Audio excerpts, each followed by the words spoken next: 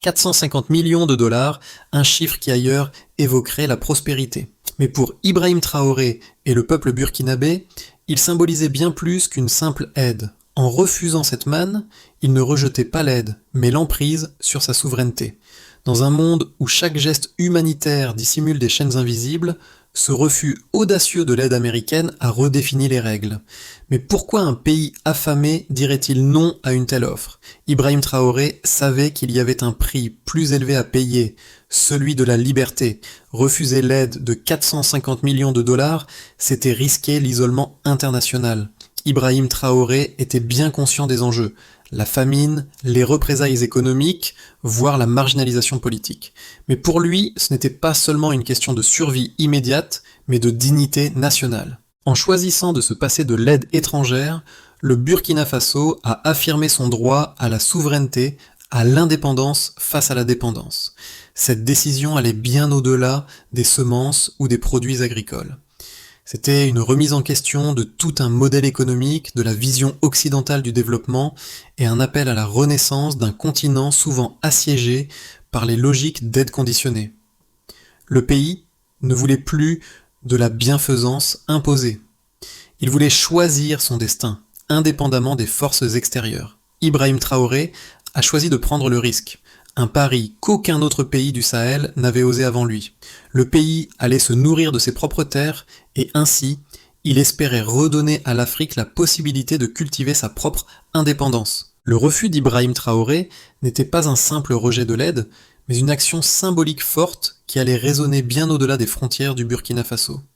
Cette décision s'inscrivait dans un contexte mondial où l'aide humanitaire et les accords internationaux étaient souvent perçus comme des mécanismes de contrôle, plutôt que de véritables solutions aux problèmes des pays bénéficiaires. Le document qui scellait cet accord d'aide agricole comprenait une clause qui allait à l'encontre de la souveraineté du pays.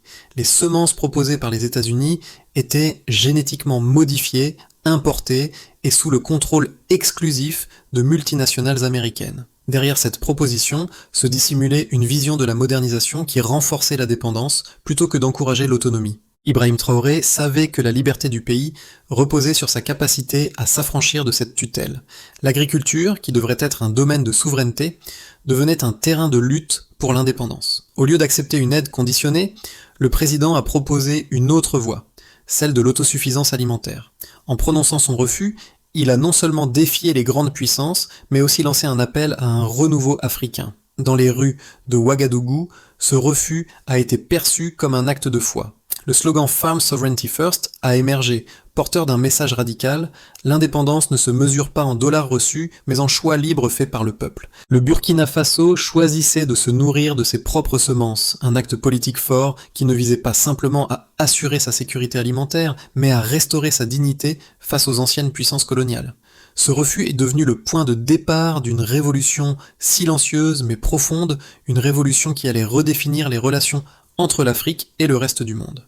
Ibrahim Traoré, en tant que leader, ne se contentait pas de symboliser ce changement. Il en était l'incarnation même. Ce n'était pas seulement un président, mais un guide, un homme qui avait le courage de diriger son pays dans une direction opposée aux attentes internationales. Le refus de l'aide américaine n'était pas un acte isolé, mais une déclaration de principe sur la souveraineté nationale, une invitation à d'autres pays du Sahel à se joindre à lui. Cette décision a immédiatement modifié la dynamique au Burkina Faso. Dans les villages, la réaction a été immédiate.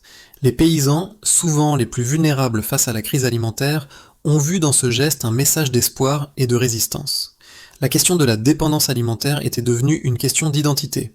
Les populations ont commencé à remettre en question les structures économiques imposées par les puissances étrangères.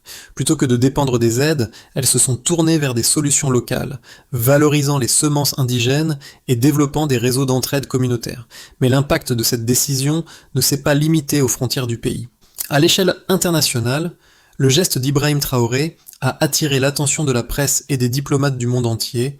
Certains l'ont qualifié de provocation, d'autres d'acte héroïque. Ce moment est devenu un tournant. un point de bascule où un petit pays du Sahel a démontré qu'il était possible de rejeter la dépendance tout en préservant sa dignité. Le monde a pris conscience que le Burkina Faso ne suivait plus le scénario habituel d'un pays en développement dépendant des subventions internationales. Le pays écrivait sa propre histoire en refusant de se laisser guider par des intérêts extérieurs. L'impact immédiat du refus de l'aide américaine par Ibrahim Traoré a été considérable. Dès l'annonce de cette décision, la presse internationale a réagi avec étonnement, certains interprétant cet acte comme une provocation, d'autres y voyant un signal de souveraineté. À l'intérieur du pays, la population a accueilli cette décision avec un sentiment de fierté et de défiance face à l'ingérence étrangère. Les paysans, d'abord sceptiques, ont vu en ce geste un appel à retrouver leur indépendance agricole. Dans les villages, un véritable mouvement s'est enclenché. Les coopératives locales ont été créées, la terre a été réinvestie et les semences locales ont été privilégiées. En dépit des risques liés à cette audacieuse stratégie, une conviction commune est née. Le Burkina Faso allait reprendre le contrôle de son destin alimentaire. Sur le plan politique, la réaction internationale a été partagée. Les grandes puissances, notamment les États-Unis, ont exprimé leur mécontentement, qualifiant la décision de malentendu regrettable. Cependant, dans les capitales africaines, cette démarche a été perçue différemment. Le refus de l'aide a inspiré une vague de soutien au sein des autres pays du Sahel, qui ont vu en Ibrahim Traoré un exemple de résistance face aux pressions extérieures. Des discussions ont commencé à émerger sur la possibilité d'un modèle alternatif, un modèle africain de développement qui ne reposerait pas sur l'aide internationale, ni sur la coopération régionale et l'autosuffisance. Ibrahim Traoré ne s'est pas arrêté à un simple acte symbolique. En prenant cette décision, il a lancé un appel à une réforme agricole radicale. Le gouvernement a immédiatement entamé des initiatives pour réhabiliter 200 000 hectares de terres agricoles, promouvoir la production locale et encourager l'utilisation de semences adaptées aux conditions climatiques du Sahel. Ce programme ambitieux a été financé par les réserves d'or nationales, une décision qui, bien que risquée, a permis au pays de conserver sa souveraineté tout en répondant aux besoins alimentaires de sa population. La réponse internationale à cette initiative n'a pas tardé. Alors que certains experts occidentaux pointaient les risques d'une telle autonomie, les résultats réels ont commencé à parler d'eux-mêmes. En l'espace de quelques mois, le Burkina Faso a enregistré une baisse de 18% de ses importations alimentaires. Les semences locales, comme les variétés de burkinabé, ont prouvé leur efficacité, résistant mieux à la chaleur et nécessitant moins d'eau que les semences importées. Dans le même temps, les communautés rurales ont commencé à voir les premiers fruits de leur travail. La terre, jadis dépendante des subventions étrangères, a commencé à donner des récoltes plus stables et plus sûres. Malgré les critiques, le peuple burkinabé est resté uni dans sa détermination. Cette décision a permis de rompre les chaînes de la dépendance économique, mais elle a aussi permis de renforcer la fierté nationale. Les médias étrangers ont qualifié la situation de crise du soja, mais sur le terrain, les résultats étaient visibles. Une économie locale en plein essor, des coopératives en pleine croissance et une communauté de plus en plus impliquée dans son propre développement. L'une des plus grandes victoires de cette initiative a été d'avoir redonné une certaine dignité au peuple burkinabé. Ibrahim Traoré n'a pas seulement repoussé l'aide américaine, il a contribué à restaurer l'identité nationale et à créer un sentiment de fierté collective. Loin des discours sur l'urgence et la crise, le Burkina Faso a adopté une approche plus sereine mais déterminée. En choisissant de semer sa propre indépendance, le pays a semé les graines d'un avenir plus autonome, plus solide et plus digne. Les premières données sur l'impact du programme de souveraineté agricole du Burkina Faso sont venues confirmer l'audace de la décision d'Ibrahim Traoré. En l'espace de quelques mois, le pays a enregistré des résultats impressionnants qui ont défié les attentes des analystes. La production locale a connu une croissance significative et plusieurs chiffres clés ont permis de mesurer cette réussite. Tout d'abord, la superficie de terres agricoles réhabilitées a atteint 200 000 hectares. Un objectif ambitieux qui a été largement atteint grâce à l'investissement dans des semences locales adaptées aux conditions climatiques du Sahel. Les nouvelles variétés, comme la semence burkinabé, ont montré une résistance accrue aux sécheresses et ont réduit de 30% les besoins en eau par rapport aux semences importées. Ce facteur a été crucial, étant donné que la région du Sahel est particulièrement vulnérable aux variations climatiques. Les résultats en termes de production alimentaire ont également été notables. Le Burkina Faso a réduit de 18% ses importations alimentaires, une avancée significative pour un pays historiquement dépendant des subventions et des importations. La production de céréales, en particulier le maïs et le mil, a augmenté de 12% dans les zones pilotes, un chiffre qui témoigne de l'efficacité des pratiques agricoles locales. Ce regain de production a permis de renforcer la sécurité alimentaire du pays et de réduire sa vulnérabilité face aux crises alimentaires mondiales. En parallèle, la dynamique économique locale a également bénéficié de cette nouvelle orientation. Plus de 40 000 agriculteurs ont rejoint les coopératives locales et les initiatives agricoles ont permis de créer de nouveaux emplois, en particulier dans les zones rurales. Les revenus agricoles ont augmenté de 12% dans les régions pilotes, contribuant à la stabilisation économique du pays. Les femmes, souvent sous-représentées dans les réformes économiques, ont joué un rôle majeur dans ces transformations, en dirigeant la majorité des nouvelles coopératives. Cette inclusion des femmes a non seulement renforcé l'autonomie des communautés rurales, mais a aussi stimulé l'initiative et l'engagement dans les projets de développement. Une autre statistique révélatrice de l'impact de la souveraineté alimentaire est l'amélioration de la balance commerciale agricole. Le pays a connu une amélioration de 10% dans la balance commerciale agricole grâce à la valorisation des produits locaux. Les coopératives ont commencé à fournir des produits agricoles aux marchés locaux, ce qui a permis de réduire les coûts d'importation et d'encourager la consommation locale. La demande pour les produits burkinabés a augmenté et l'industrie agricole a bénéficié de subventions ciblées pour encourager la production nationale. En outre, les jeunes, traditionnellement attirés par l'émigration, ont commencé à se tourner vers l'agriculture. Plus de 40 000 jeunes se sont inscrits dans des formations agricoles inspirées par le modèle proposé par Ibrahim Traoré. Ce changement de mentalité qui valorise l'agriculture comme une véritable carrière d'avenir marque une transformation sociale profonde.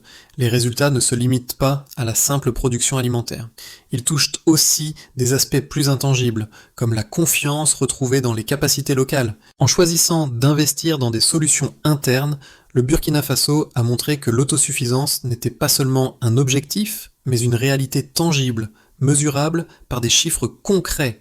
Se tournant vers la souveraineté alimentaire a également permis de renforcer la fierté nationale et la cohésion sociale, éléments essentiels pour l'avenir du pays. Le refus de l'aide américaine par Ibrahim Traoré n'a pas seulement été une décision stratégique, mais un défi direct au modèle de développement imposé par les puissances étrangères. Cette audacieuse initiative a ouvert un large débat sur les choix économiques et politiques de l'Afrique. D'un côté, certains experts et diplomates ont exprimé des inquiétudes, pointant le risque de pénuries alimentaires et d'isolement économique. Ils soutenaient que le Burkina Faso, en rejetant l'aide, risquait de se retrouver en difficulté face à l'évolution rapide du marché mondial de l'agriculture, où la concurrence et la modernisation technologique dictaient les règles.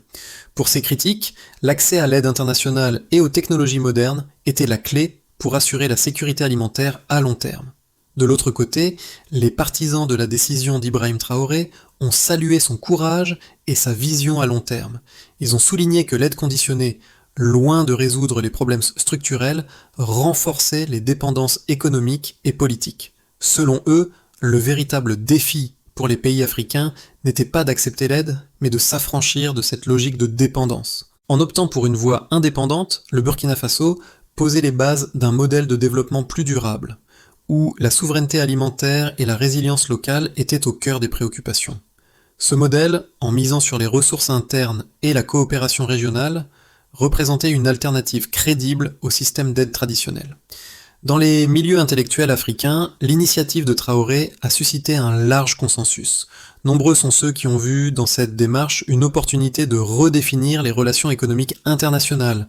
La question n'était plus de savoir si un pays en développement devait accepter ou refuser l'aide, mais plutôt de réfléchir à des partenariats plus équilibrés et plus respectueux des souverainetés nationales. La décision de Traoré a réaffirmé que les pays africains devaient pouvoir définir eux-mêmes leurs priorités sans être contraints par les conditions des bailleurs de fonds. Cependant, l'un des plus grands défis à surmonter reste la mise en œuvre de ce modèle à grande échelle.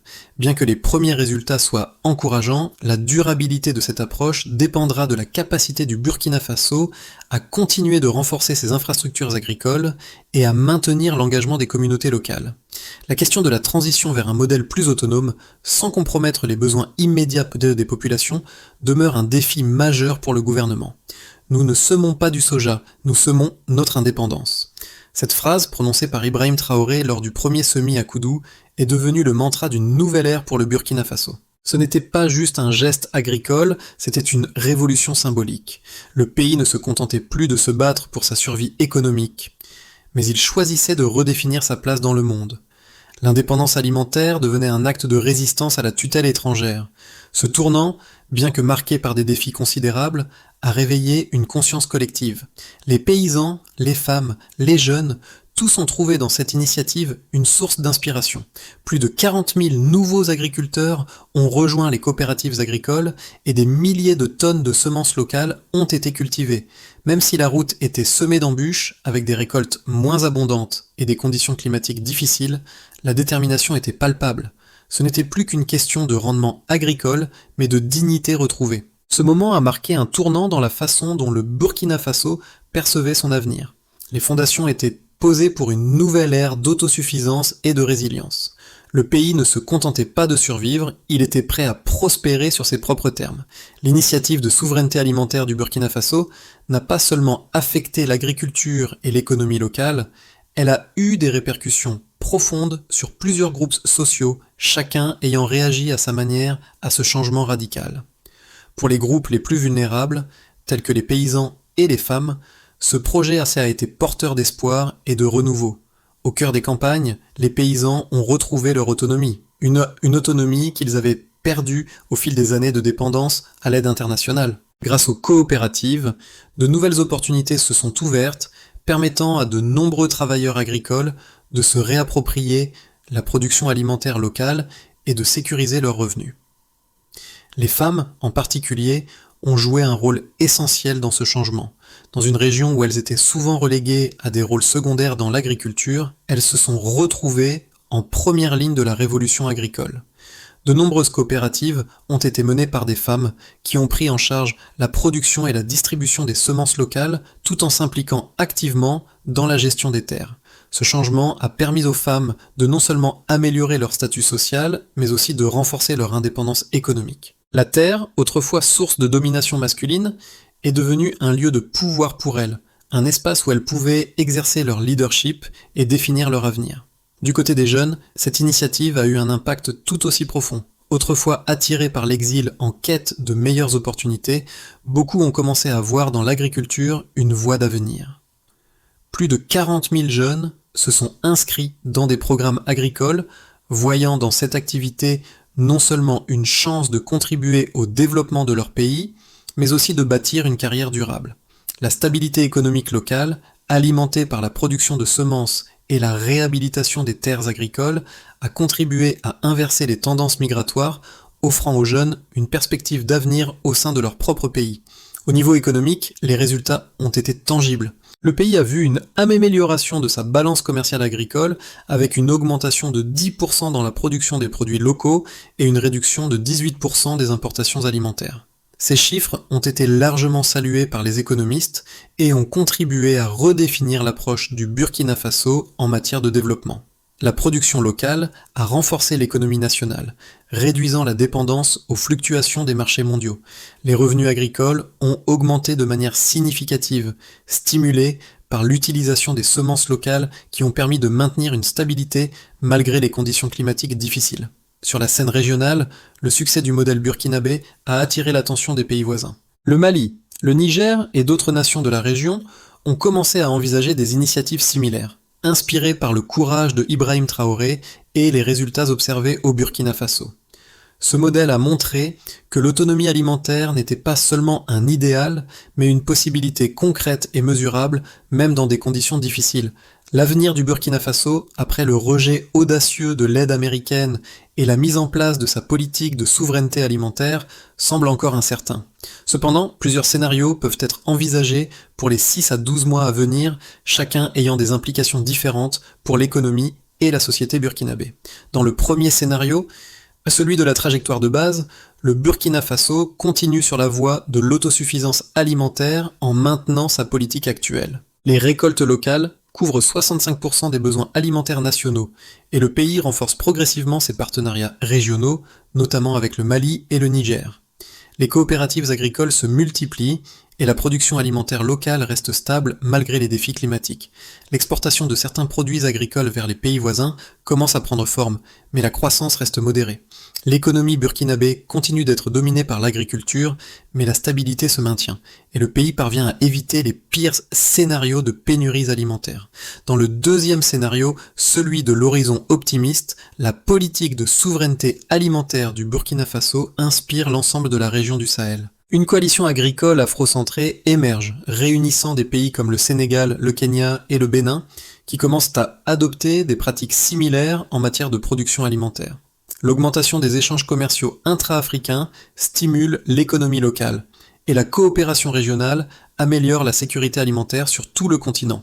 Le Burkina Faso devient un laboratoire de la souveraineté alimentaire attirant des chercheurs africains qui collaborent pour développer de nouvelles semences adaptées au climat du Sahel. L'impact de cette initiative se fait sentir au-delà des frontières du Burkina Faso alors que les jeunes, autrefois attirés par l'exil, retournent dans leur village pour rejoindre les coopératives agricoles. Dans le troisième scénario, celui du pire des cas, la situation se détériore rapidement. Les sécheresses deviennent plus fréquentes et plus sévères, ce qui affecte la production agricole et entraîne une hausse des prix alimentaires. Les bailleurs de fonds internationaux, notamment les États-Unis et l'Union européenne, se retirent du pays, exacerbant la crise économique. Le Burkina Faso fait face à des pénuries alimentaires et la pression sociale montée alors que les prix augmentent. Cependant, même dans ce scénario sombre, la conviction profonde d'Ibrahim Traoré et de son gouvernement reste intacte. Le pays refuse de revenir sur sa décision malgré les difficultés. La dépendance, même temporairement moins coûteuse, est perçue comme un fardeau à long terme. Le pays continue de faire face à la crise avec une détermination de plus en plus grande à rester souverain, même si le prix de cette indépendance est élevé. L'initiative de souveraineté alimentaire d'Ibrahim Traoré a eu un impact profond non seulement sur les structures économiques et politiques du Burkina Faso, mais aussi sur les groupes sociaux les plus vulnérables qui ont ressenti directement les effets de cette transformation. Pour les paysans, principalement ceux vivant dans les zones rurales, ce changement a représenté bien plus qu'une simple amélioration des conditions de vie. Il a symbolisé la reprise en main de leur destin, la possibilité de choisir leur avenir sans être contraints par les fluctuations des marchés internationaux ou les aides conditionnées. Les femmes, traditionnellement marginalisées dans le secteur agricole, ont été particulièrement affectées par ce changement. De nombreuses coopératives ont été dirigées par des femmes qui ont non seulement pris le contrôle des semences locales, mais ont également assuré la gestion des terres et la distribution des produits agricoles. Cet empowerment a permis aux femmes de jouer un rôle clé dans la redéfinition de l'économie locale et d'apporter des changements fondamentaux dans les communautés rurales. Elles ne se contentaient plus de participer au processus agricole, mais devenaient les actrices du développement économique et social de leur région. Les jeunes, souvent attirés par l'exil en quête de meilleures opportunités, ont vu dans l'agriculture une voie d'avenir. Plus de 40 000 jeunes ont rejoint les coopératives agricoles et cette migration vers les zones rurales a commencé à inverser les tendances de l'exode rural. L'agriculture, loin d'être perçue comme une activité de dernier recours, est désormais perçue comme une carrière viable et même un symbole de renouveau pour les jeunes générations. Ainsi, à travers ces différents groupes, le projet de souveraineté alimentaire n'a pas seulement transformé les pratiques agricoles du Burkina Faso. Il a également redéfini les rapports sociaux en offrant à chacun la possibilité de participer activement à la construction d'une nation plus autonome et plus digne. Pour garantir la durabilité et l'expansion du modèle de souveraineté alimentaire du Burkina Faso, plusieurs étapes essentielles doivent être suivies afin d'assurer la pérennité de cette révolution agricole. Ibrahim Traoré a proposé une feuille de route en 5 étapes, chacune visant à renforcer la résilience du pays face aux défis économiques et climatiques. Premièrement, il est crucial de répertorier et de préserver les semences locales qui ont résisté à l'épreuve du temps. Une banque nationale des semences indigènes doit être créée pour stocker et protéger ces variétés adaptées au climat du Sahel. Ces semences sont la base d'une agriculture durable qui ne dépend pas des importations, mais des ressources locales. Deuxièmement, l'une des priorités de cette transition est l'éducation des agriculteurs.